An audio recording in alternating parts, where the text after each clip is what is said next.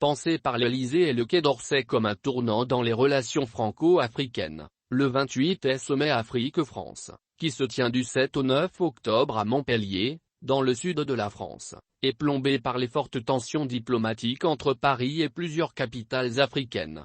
Il avait été envisagé pour réinventer les relations entre la France et l'Afrique à travers un format inédit qui exclut, pour la première fois depuis 1973, la participation des chefs d'État africains.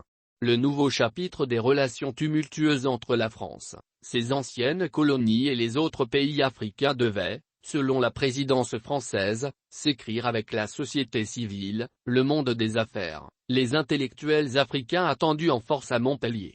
Un chapelet de crise, c'est sans doute un mauvais coup de destin pour le 28e sommet Afrique-France. À la veille de son ouverture, la diplomatie française s'est fâchée avec plusieurs pays d'Afrique subsaharienne et du Maghreb. Avec le Mali, les relations ont atteint un point de non-retour après la décision de Bamako de signer un accord de coopération avec la société privée de sécurité russe Wagner. Alors que les autorités de transition maliennes voient dans ce choix un acte de souveraineté, la diplomatie française y trouve une décision déloyale. Rien ne semble indiquer aujourd'hui que les deux parties iront vers un apaisement. Le contentieux diplomatique et militaire entre la France et le Mali vient s'ajouter au bisbille entre Paris et la républicaine centrafricaine qui portait également sur l'arrivée de Wagner dans l'ancien précaré français. Même si la diplomatie française s'en défend, les autorités centrafricaines voient dans leur difficulté à obtenir des visas pour la France une forme de rétorsion qui ne dit pas son nom. Simple maladresse ou sentiment de superpuissance, la France a ouvert en même temps que les deux pays subsahariens une crise diplomatique avec l'Algérie, le Maroc et la Tunisie, en décidant de diminuer de moitié le nombre de visas accordés aux ressortissants de ces trois pays au motif qu'ils ne coopèrent pas assez pour le renvoi du territoire français de leurs nationaux en situation irrégulière.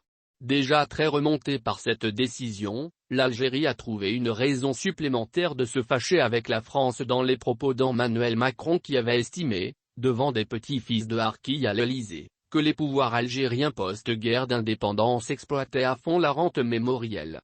Un logiciel diplomatique démodé a supposé même qu'il n'y ait pas toutes ces crises, Montpellier n'aurait pas accouché d'un nouveau chapitre dans les relations entre la France et l'Afrique.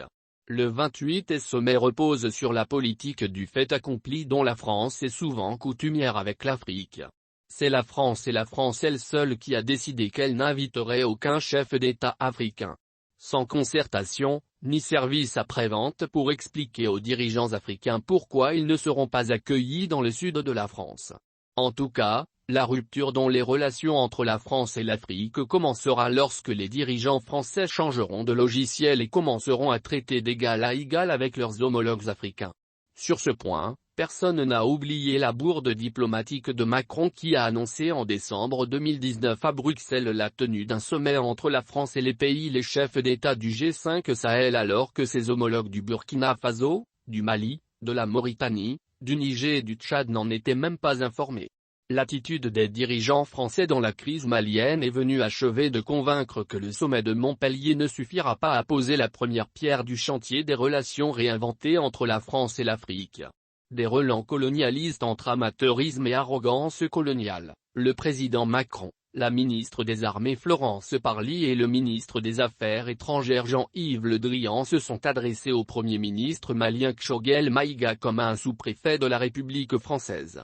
Leurs propos sortaient, de toute évidence, du registre diplomatique et de la courtoisie habituelle requise dans les relations entre les États.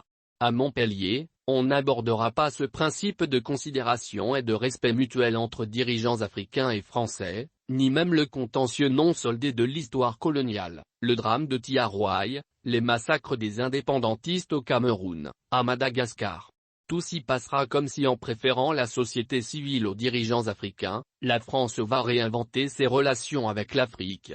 Il faut donc bien plus que des innovations de former un dialogue entre le président français et des Jeunes Afrique le vendredi 9 octobre pour réinventer les relations entre la France et l'Afrique.